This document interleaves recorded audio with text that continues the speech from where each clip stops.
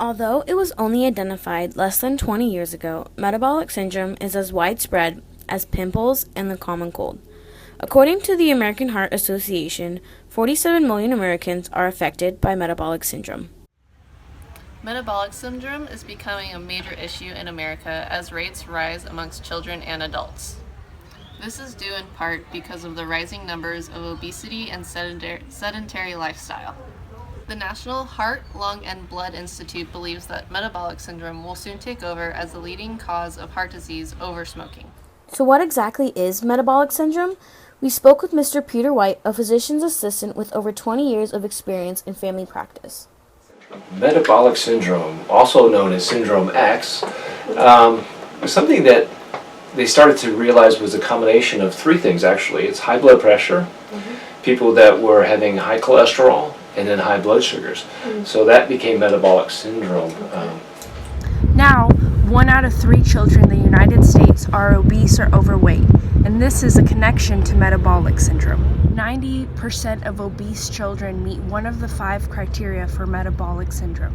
This means that 1/3 of the children in this population are on the road to developing metabolic syndrome as a young adult. According to the CDC, males 60 years and older had 4 times more likely to receive metabolic syndrome than females that were 60 years and older. Adults who were 60 years of age and over were 6 times more likely than the younger age groups to meet the criteria for metabolic syndrome. This data explains that metabolic syndrome increases risk with age, and also that males have a higher risk than females. Why is metabolic syndrome so important? Metabolic syndrome is very dangerous. It's because of the combination of the three. They all three are at risk for heart attacks and for strokes. Those are the big things with diabetes or the high blood sugar. You run into renal problems as well as with the high blood pressure. Can also cause renal problems or kidney failure. These patients generally don't, if they don't take care of themselves, won't live very well and very long either. What are the main causes of metabolic syndrome? Metabolic syndrome seems to run in families. So there seems to be a genetic component to it. There seems to be people that are predisposed, or predisposed, I guess is the better word, for high cholesterol and high blood sugars. Generally, when we see people, you ask about family history, yeah, it goes right down the line. Everybody has it. So that brings up the question, is it cultural as well? Is some of the foods that we eat seems to set us up for that? High fatty foods, foods that are rich in cholesterol. We tend to eat a lot of beef in this country. That also is high in cholesterol.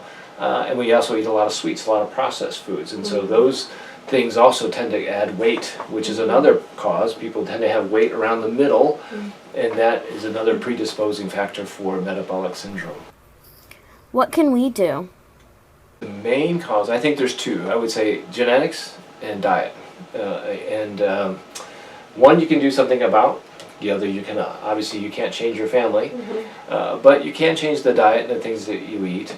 You can be careful about the foods that you eat, less processed food, more, I guess you call it fresh foods, foods that you would process or make yourself.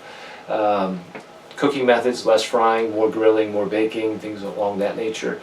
But the biggest thing that helps with metabolic syndrome is exercise. Exercise does several things. It helps the body, one, cardiovascularly, gives it exercise, works out the heart, strengthens the heart, improves the blood circulation, helps with the liver as far as detoxifying and removing a lot of these extra lipids and things from the body.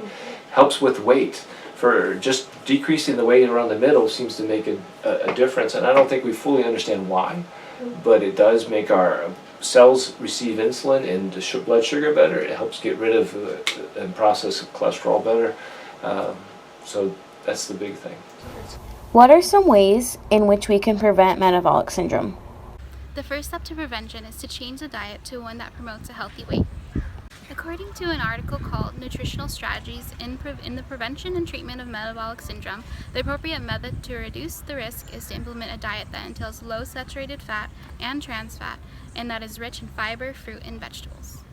Or in simpler terms, as stated by the documentary Fed Up, we can prevent the progression of metabolic syndrome by cooking real food with items that do not come with long lists of ingredients. Another component to the prevention is to participate in regular physical activity, especially aerobic exercise, which has been found to improve both metabolic and cardiovascular risk factors and decrease risk of the development of metabolic syndrome, according to the study done by Lacka and Lackinson in 2007. Like any other disease, the best outcomes come from early detection, so it is very important to visit your doctor regularly to check and see if measures of blood glucose, blood pressure, and triglyceride levels all fall along a healthy range. Here at CI, we have the Student Health Services where you can get your blood pressure read as well as the blood glucose levels. Hello, I'm Elda. I'm going to be your nurse today. Okay. I'm going to go ahead and take your blood pressure. Okay. Which arm would you like to use? My left. The left arm? Okay.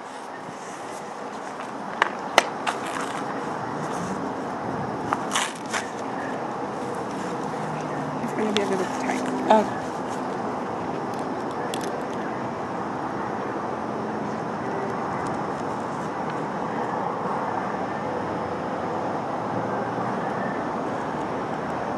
It's high. It's a little high. Okay. Have you been feeling okay? Well, pretty thirsty and dizzy. Thirsty and dizzy? Do you wake up in the middle of the night wanting to go to the bathroom? Yes, sometimes. Okay. I'm going to check your glucose levels, Okay. Your sugar.